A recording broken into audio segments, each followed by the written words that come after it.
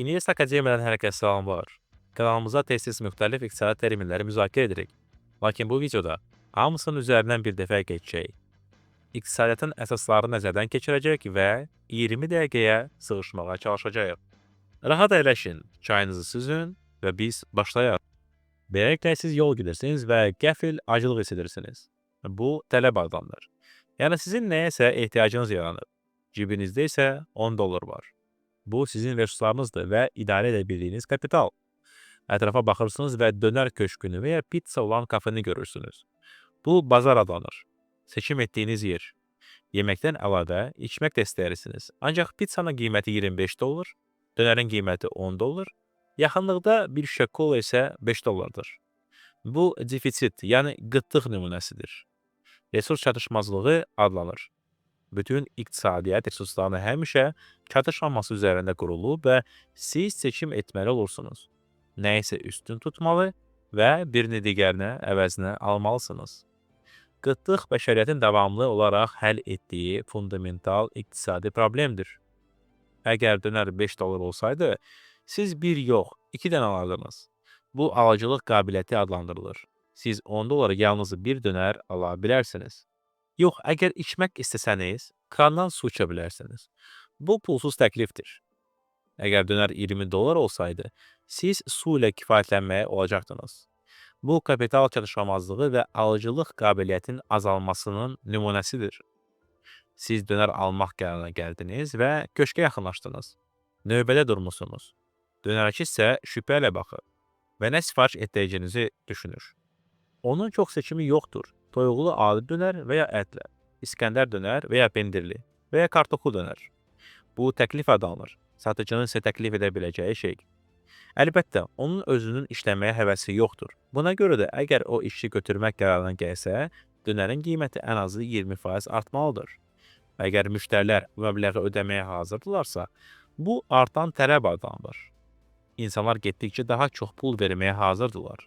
Yox, əgər cəmi 5 dollar ödəməyə hazırdırlarsa, bu azalan tələbdir və köşk çox güman ki, bağlanacaq. Satış sərfəli olmayacaq. Növbəniz çıranda hansı dönəri alacağınızı seçməli və pulunu ödəməlisiniz. Bu ticarət adlanır. Bununla belə, siz hələ də içmək istəyirsiniz və nəyin daha vacib olduğunu qərar verə bilmirsiniz. Acılığı yoxsa susuzluğu yatırmaq. Belə bir seçim, xərc mənfəət təhlili. Yəni, cost-benefit analizi adlanır. Daxili tərəzilər tarazlaşandan da siz mal üçün pul verməyə hazır olduğunu an bu bazar tarazlığı nöqtəsidir. Tələb və təklif bazara balansa gəlir. Son 10 dollar verirsə, krandan su içirsən və öz dönərini alırsan. Əməliyyat baş tutdu və ticarət tamamlandı. Mövzumuza keçməkdən öncə sizə bu videonun sponsorunu təqdim etmək istərdim. Taksi 9111 sərfəli qiymətə yüksək xidmət. Mobil tətbiqdə Invest promokodunu istifadə edin və balansınıza 10 AZN əldə edin. Əgər siz də bizim buraxılışımızın sponsoru olmaq istəyirsinizsə, bizimlə e-mail vasitəsilə əlaqə saxlayın və ya Instagramda yazın. Pullar, mənfəət və banklar sizin dünyaya nə qədər dəyər yaratdığınızı anlamaq üçün lazımdır. Bu mənfəət adlanır. Sizin əməyiniz nəticəsində əlavə dəyərlə ifadə olunmuş şəkildə. Siz faydalı bir şey yaşadırsınızsa, xidmət satırsınız və ya proqramlar yazırsınız və buna görə mükafat alarsınız. İşinizin nəticəsi saxlamaq üçün bu dəyəri rahat bir formaya salmaq lazımdır. Beləcə, pullar yaranır. Dəyərin universal ekvivalenti. Bir dönərə bir veb-sayt mübadiləsi də çətin ki, kiməsə qane etsin. Pullar dəyərin universal ölçü vahidinə çevrildi. Dəyər saxlamaq və mübadilə etmək üsulu oldu. Pulların dürüst və şəffaf işləməsi üçün vasitəçilər lazımdır. Bu vasitəçilər banklar oldu. Bank, bəzi insanların pullarının yığıldığı və başqalarının kredit şəklində verdiyi yerdir. Banklar faizlər arasında fərqdə qazanırlar. Bəziləri əmanətlər üçün daha az faiz alır, digərləri kreditlər üçün daha çox faiz ödəyir. Bu, bazarın görünməz tərəfidir. İştirakçıların davranışını idarə edən stimullar sistemi. Kimsə daha çox imkan əldə edir, kimsə daha az tələbdən, risklərdən və səmərəlikdən asılı olaraq. Bütün bankların bir baş bankı var, Mərkəzi Bank. Bütün mərkəzi banklar da öz rəhbəri var, Beynəlxalq Hesablaşmalar Palatası. Məhz bu mərkəzi banklar pul emissiyası ilə məşğul olurlar.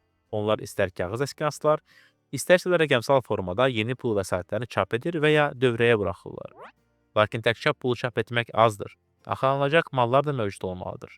Əgər mal istehsal olunmursa, pullar dəyərsizləşir. Buna görə də pul çapından əlavə istehsalı da nizamlamaq lazımdır. İstehsal əmtəə və xidmətlərin yaradılması prosesidir.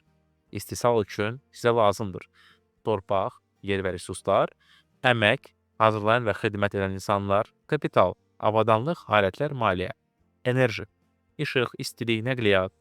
Bütün bunlar istehsal faktorları adlanır. Onlarsız məhsul yaranmağın mümkün olmadığını əsas elementləridir. Dönəri hazırlamaq üçün əti bir yerdən, pendiri başqa yerdən, lavaşı isə üçüncü yerdən gətirmək lazımdır. Resursların belə hərəkəti təchizat zənciri adlanır. O bir nöqtədə satış nöqtəsində birləşir. Orada siz növbədə durub 10 dollara öz dönərinizi gözləyirsiniz.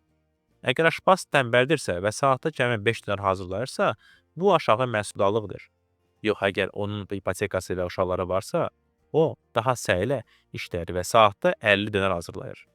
Bu, əmək məhsuldarlığı müəyyən bir vaxt ərzində yaradılan məhsulun miqdarıdır. Məhsuldarlıq nə qədər yüksək olarsa, kapital və əmək bir o qədər səmərəli istifadə olur. Kapitalın dövrəsi sürəti, siz pulu aşpaza uzadırsınız, o sizə dönər verir. Pullar sizdən kassaya keçir. Sonra onların bir hissəsi ət istehsalçısına, bir hissəsi vergilərə gedir, bir hissəsi isə yenidən iqtisada qayıdır. Pulların belə hərəkəti kapitalın dövriyyə sürətini adlanır. Pullar əldən ələ nə qədər tez keçərsə, iqtisadiyyat bir o qədər aktiv inkişaf edər.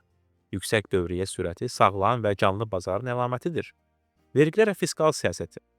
Siz dönər üçün pulu uzadan kimi, bu 10 dolların bir hissəsi dərhal dövlətə vergi şəklinə gedir.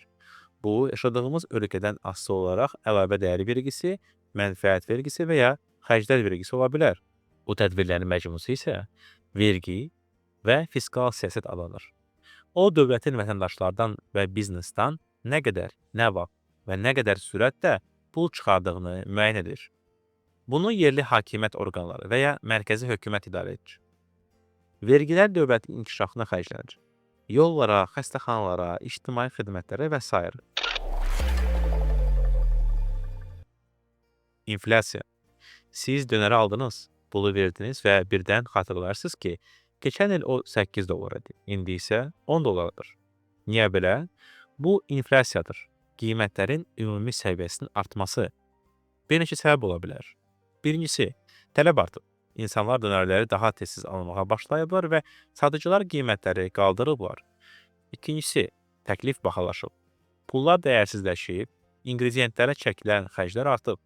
İnflyasiya daha çox pulun eyni miqdarda mal uğrunda rəqabət apardığı vəziyyətdir. Əgər hamı eyni dönəri almaq istəyirsə, lakin sistemdə pul çoxalıbsa, qiymət artır. Əgər pullar həddindən artıq çox çap olunursa, bu hiperinflyasiya gətirib çıxarır. Qiymətlər dayanmadan artır. Məsələn, Zimbabwe burada adi malların dəyəri milyonlara çatırdı. Dönərlərin sayı eyni qalıb, lakin pulların sayı getdikcə artır. Buna görə də hər dönər bahalaşır. Amma əksinə olarsa, dönərlərin sayı artır, iqtisadiyyatda isə pul miqdarı eyni qalırsa, bu deflyasiyadır. Daha çox mal, daha az pul uğrunda rəqabət aparır. Qiymətlər düşür. İlk baxışdan bu yaxşı görünür, lakin risk var. İnsanlar daha aşağı qiymətləri gözləyərək alış-verişi təxirə salmağa başlayırlar. Nəticədə iqtisadiyyat donur və heç kim pul xərcləmir. Belə vəziyyətdə deflyasiya spiralı adlandırılır. İqtisadiyyat həddindən artıq aktiv olanda və ya əksinə donanda mərkəzi bank işə qarışır. O dövlətdəki pulun miqdarını tənzimləyir. Bu pul kredit siyasəti adlanır. Əsas alətlər, kəmiyyət yumşalması. Sistemə daha çox pul əlavə edildikdə. İkincisi, kəmiyyət sərtləşdirməsi. Pullar əksinə dövrədən çıxarıldıqda. Çünki faiz dərəcələrinin dəyişdirilməsi, kreditlərin dəyərinin artırılması və ya əksinə azaldılması. Əgər faiz dərəcələri aşağıdırsa, dönərçilər ucuz kreditlə götürə bilir. İstehsal genişlənir, işlər tuta bilirlər. Əgər faiz dərəcələri yüksəkdirsə, əksinə onlar xərcləri azaldırlar. İşləri iqtisad edirlər və iqtisadiyyatın yavaşlayırlar. Ümumi daxili məhsul.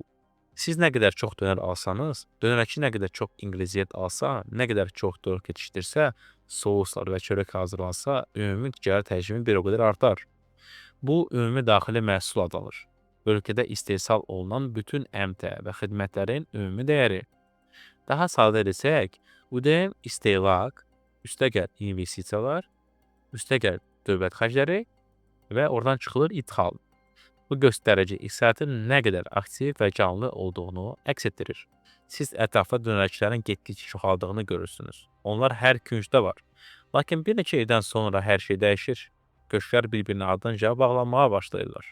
Və siz artıq nə sevimlilərinizi, nə də İskəndər kebabı tapa bilmirsiniz.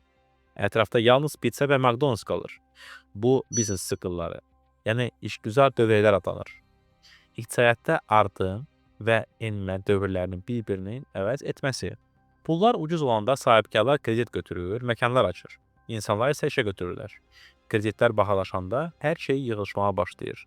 Bizneslər baxanır, tələb azalır. Əgər yalnız sizin sevimli dönər yeriniz qalıbsa, bu resesiyadır, yəni tənəzzül, işgüzar fəallığın azalmasıdır. Yox, əgər o da bağlanırsa, çünki ət bahalaşıb, dönər artıq 20 dollardır və insanların sadəcə pulu yoxdur. Bu depressiyadır. Beləcə, iqtisadiyyat öz artım və enmə sikllarına keçir. Dönərli fast food dövrləri də uzun çəksin deyə banklar xüsusi bir sistem icad etdilər. Qismən ehtiyatlandırma və ya pul yaratma. Bunu işləyir. Siz banka 100 dollar gətirirsiniz.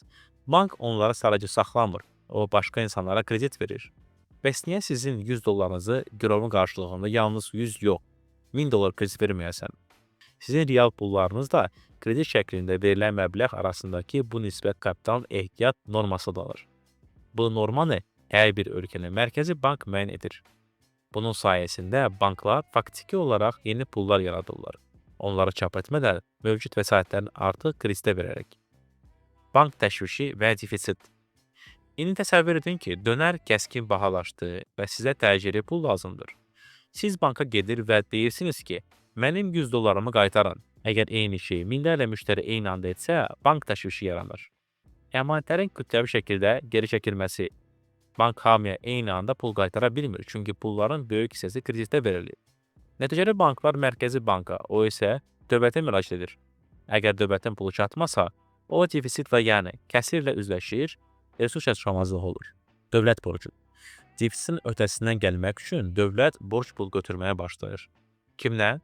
Sizdən, istiqrazlar vasitəsilə, şirkətlərdən və banklardan və ya digər ölkələrdən.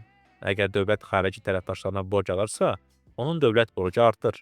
Borc nə qədər çox olarsa, vətəndaşlar və biznes üzərində vergi yükü bir o qədər artar. Axı borcu qaytarmaq lazım gələcək. Əgər hansısa məqamda ölkə borcunu ödəyə bilmirsə, o default elan edir. Öhdəliklərini yerinə yetirə bilməyini rəsmi etiraf edir. Bu bankrotluğa bənzəyir, lakin dövlət səviyyəsində. Bankrotluq və resurslar. Təkcə ölkələr deyil, adi insanlar və ya şirkətlər də bankrot ola bilərlər. Məsələn, sizin sevimli dönərçiniz. Ət bahalaşdı, çörək bitdi və birdən təchizat dayandı. Onun dönər hazırlamaq üçün heç nəyi yoxdur. Deməli, satmağa da heç nəyi yoxdur. Ölkədə resurslar çatışmayanda istehsal dayanır. Dönərçi xaricdən ingrediyentlər axtarmağa başlayır. Məsələn, Gürcüstandan lavaş və ya Türkiyədən souslar. Beləcə, beynəlxalq ticarət başlayır. Ölkələr arasında mal mübadiləsi. Bəzidə ki, sizin ölkənizdə lavaş bitib, onsuz da o dönər hazırlamaq olmur. Dönərçi tədarükçü axtarır və onu deyək ki, Gürcüstanı tapır. O, oradan bir partiya lavaş almaq istəyir. Ölkələr arasında belə mal mübadiləsi beynəlxalq ticarət adlanır. Amma bir problem var. Gürcüstan da sizin valyutanızı qəbul etmək istəmirlər. Siz də onların kimi qəbul etmirsiniz. Onda valyuta mübadiləsi və ya forex bazarına müraciət etmək lazımdır. Bir ölkənin valyutasını digər ölkənin valyutasını dəyişdirə biləcəyi yer. Əgər sizin valyutanız heç kim almaq istəmirsə, deməli ona tələbat yoxdur. Onda siz əvvəlcə ona hamıya lazım olan valyutaya ehtiyatlarına çevirməlisiniz. Belə valyutalar, məsələn, dollar və ya avro, dünya maliyyə standartları kimi xidmət edir. Siz nə qədər çox xarici mal, məsələn, lavaş alsanız, öz valyutanızdan bir o qədər çox xərcləyəcəksiniz. Buna görə o dəyərsizləşir. Ehtiyat valyuta isə bahalaşır. Beləliklə, məzənnə formalaşır. Bir valyutanın digər nisbətinin dəyəri. Sizin valyutanız zəifləyəndə ithal bahalaşır. Maaşlar alıcılıq qabiliyyəti itirir. Bu resesiyadır. İstehlakın azalması və yoxsulluğun artması. Əgər əksinə siz daha çox ixrac edirsinizsə, öz mallarınızı başqa ölkələrə satırsınızsa, sizin valyutanız möhkəmlənir. İqtisadiyyat daha rəqabət qabiliyyətli olur. Dövlət borc azalır və ölkə ixracdan mənfəət əldə edir. Lakin valyutanın həddinin artıq möhkəmlənməsi də təhlükəlidir. İqtisadiyyatın ixracdan asılı vəziyyətə düşür. Bu resurs azlığı adlanır. Ölkə digər sahələri inkişaf etdirmədən bir və ya bir neçə resurs, məsələn neft, taxıl və ya lavaş hesabına yaşayır. Müqayisəli üstünlüklər. Hər bir ölkənin öz güclü tərəfləri var. Harısı taxıl yetişdirmək sərfəlidir, harısı malqara saxlamaq, harısı isə metal hasil etmək. Bu fərqlər beynəlxalq ticarətdə müqayisə üstünlüklər yaradır. Əgər siz lavaş istehsal etmək, başqa ölkəyə isə ət istehsal etmək sərfəlidirsə, malları mübadilə edərkən hər iki tərəf qazanır. Beləliklə, qlobal iqtisadi qarşılıqlı əlaqələr formalaşır. Proteksionizm. Bəs əgər sizə ticarət etmək sərfəli olmasa, tutaq ki, xarici lavaşlar sizinkindən ucuzdur və yerli dönüşlər mənfəət itirir. Öz bazarını qorumaq üçün dövlət proteksionist tədbirlər, tariflər, rüsumlar və idxala məhdudiyyətlər tətbiq edə bilər. Bu proteksionizm adlanır. O, xarici mallar bahalaşdırır ki, yerli istehsalçılar öz məhsullarını satmaq daha sərfəli olsun. Beləliklə, daxili bazar stimullaşdırılır. Lakin tez-tez rəqabət zirah çəkir və istehlakçılar üçün qiymətlər artır. Əgər dönərçi məhsulları bütün dünyada sifariş etmək qərarına gəlirsə, əti Argentinadan, pendiri İsveçdən, sousu Türkiyədən, bu qloballaşma nümunəsidir. Qloballaşma, ölkələr arasında qarşılıqlı əlaqələrin artması, malların, xidmətlərin, kapitalın və insanların sərbəst hərəkətidir. Bundan əlavə, dönərçi maaşların daha aşağı olduğu başqa bir ölkədən iş tuta bilər. Bu beynəlxalq əmək bölgüsü adlanır. Beləliklə, şirkətlər xərcləri azaldır, maliyyə qıtlığı olan regionlardan olan insanlar isə iş tapır. Bu ne mümkündür? Çünki zəngin ölkələrdə həmkarlar ittifaqları, minimal maaşları və əmək sənədləri var. Kasıb ölkələrdə isə çox vaxt olmur. Bu şərtlərdəki fərq ucuz işçi qüvvəsi və qeyri-bərabər inkişaf üçün zəmin yaradır. Səhmlər və qiymətli kağızlar bazarı. Siz aldığınız dönərlə dayanmışsınız, dönərçiyə baxırsınız və düşünürsünüz ki, hiləgər, müxtəlif ölkələrdən ingilislər alıb ucuz işlər tutub. Mən də bu mağazaya sahib olmaq istəyirəm. Əgər satıcı razı olsa, o sizə bütün biznesi və ya onun bir hissəsini sata bilər. O bir hissəsini satdıqda bu səhm adlanır. Səhm şirkətdəki mülkiyyət payıdır. Onu almağa siz müəssisənin şərikinə çevirirsiniz və mənfəətin bir hissəsinə sahib olmaq hüququnu əldə edirsiniz. Səhmlərin alınıb satıldığı bazar qiymətli kağızlar bazarı adlanır. O şirkətlərə investisiya cəlb etməyə, insanlara isə pul yatırmağa və gəlir əldə etməyə imkan verir. Derivativlər, törəmə maliyyə alətləri. Növbədə sizin arxanızda dayanan oğlan düşünür. Bu yeni investor ki batacaq. Digərisi deyir yox, onda hər şey alınacaq. Onlar mərcə girmək qərarına gəlirlər. Sizin qazanıb qazanmayacağınızda dair. Bu derivativlər, yəni törəmə maliyyə alətləridir. Onlar biznesə sahib olmaq üçün hüquq vermir. Lakin qiymət dəyişikliklərini mərc etməyə imkan verir. Bunlara opsiyonlar, futureslar və digər spekulativ formalar aiddir. Kriptovalyuta və blockchain. Başqa bir adam bütün bunlara baxır və düşünür. Maliyyə sistemi çox dəlizdir, mən öz valyutamı yaradacağam. Beləcə kriptovalyutalar yaranır. Dövlət və ya banklar tərəfindən idarə olunmayan rəqəmsal pullar. Kriptovalyutaların əsasında blockchain texnologiyası yaranır. Hər bir transaksiyanın şəbəkə iştirakçıları tərəfindən saxlandığı və təsdiqlədiyi paylaşmış məlumat bazısı. Bu sistemi şəffaf və qorunan edir. Lakin eyni zamanda dəyişkən, yəni volatil edir. Belə valyutaların qiyməti kəskin arta və ya düşə bilər. Tədricən ticarətə daha çox insan qoşulur. Onlar xəbərləri, hesabatları, şayələri təhlil edir və öz gözləntilərini formalaşdırırlar. Kimsə deyir, dönərçilərin səhmi $20 dəyərləndirir. Digər etiraz edir, yox 19. Nəticədə bazar tarazlıq tapır. Bütün mövcud məlumatları əks etdirən orta qiymət. Bu effektiv bazar fərziyyəsi adlanır. Ona görə aktiv qiymətin artıq bütün məlumatlarını ehtiva edir. Deməli, uzun müddətli perspektivdə bazarı udmaq mümkün deyil. Dostunuz anar bütün bunlara baxıb düşünür. Yox, bu dönər çox bahadır, mən yaxşısı budur. Yeni köşkün səhmlərini alın. Risklidir, amma gəlir daha çox ola bilər. Beləliklə o, risk və gəlirlilik arasında kompromis edir. Risk nə qədər yüksəkdirsə, potensial gəlir də o qədər yüksəkdir. Digər dostunuz Məhəmməd isə risk etməmək qərarına gəlir və bütün dönərçilərin səhmlərini alır. Eyni zamanda çip istehsalat şirkəti də investisiya edir. Beləliklə, o riskləri bölüşdürür. Bu diversifikasiya adlanır. Hər hansı birinin dəyər itkisi zamanı zərəri yaratmaq üçün kapitalın müxtəlif aktivlər arasında bölüşdürülməsi. Davranış iqtisadiyyatı. Siz dönərlə dayanmısınız, ətrafa baxırsınız və baş verən hər şey haqqında düşünürsünüz. Səhmlər, banklar, kripto və özünüzə sual verirsiniz. Əgər bütün qanunlar artıq hər şeyi bilirsə, səhm alım yoxsa satım? Beləliklə siz davranış iqtisadiyyatı anlayışı ilə qarşılaşırsınız. İnsanın davranışına iqtisadiyyata necə təsir etməsi haqqında elm. İdealda insanlar rasional qərar qəbul etməlidirlər. Lakin reallıqda onlar emosiyalar, qorxu və sürü instinkti idarə edir. Siz hamının dönərki səhmləri necə aldığını görürsünüz və özünüz də bu axına qatılırsınız. Heç köşkün reallıqda nə qədər dönər istehsal edə biləcəyini hesablamırsınız. Siz məntiqə yox, çoxluğa və axına tabe olursunuz. Amma sonra bazar düşür və siz panikaya düşürsünüz. Bu investorun irrasional davranışıdır və kognitiv yanlışlıqlardır. Kognitiv təhriflər. Bu təhriflər müxtəlif cür özünü göstərir. İtirmə effekti.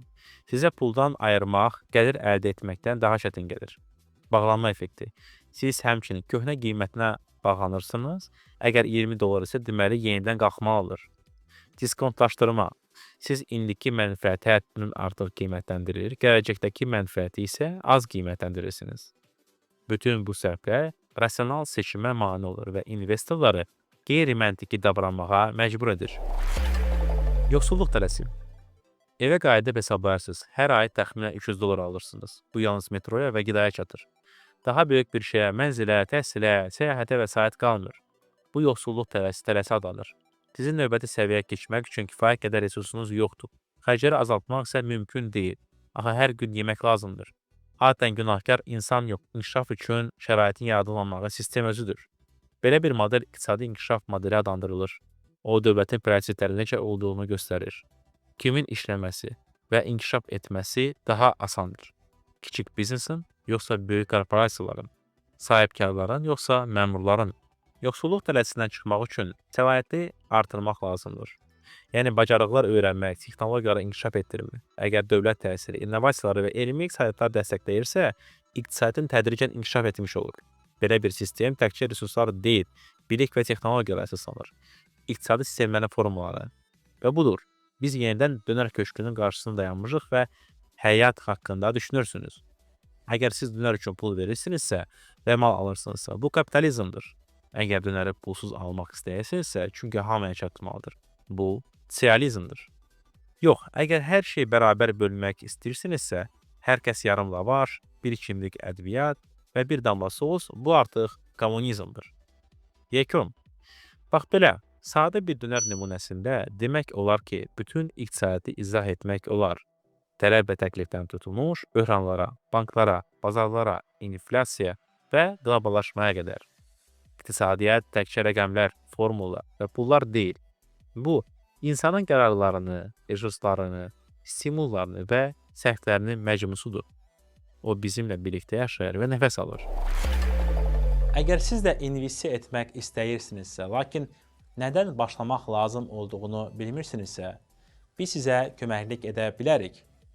Videonun təsvirindəki linkə keçid edin və orada qısa formanı doldurun.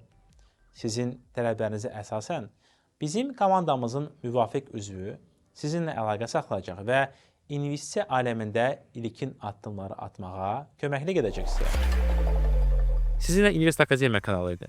Ümid edirəm, indi isə pulların, bazarların və dönərlərin dünyanın necə işlədiyini daha aydın oldu. Video xoşunuza gəldisə, videonu bəyənin, kanala abunə olun və Telegram kanalımıza qoşulmağı unutmayın. Növbəti videolara görüşənə qədər hamınıza uğurlu investisiyalar.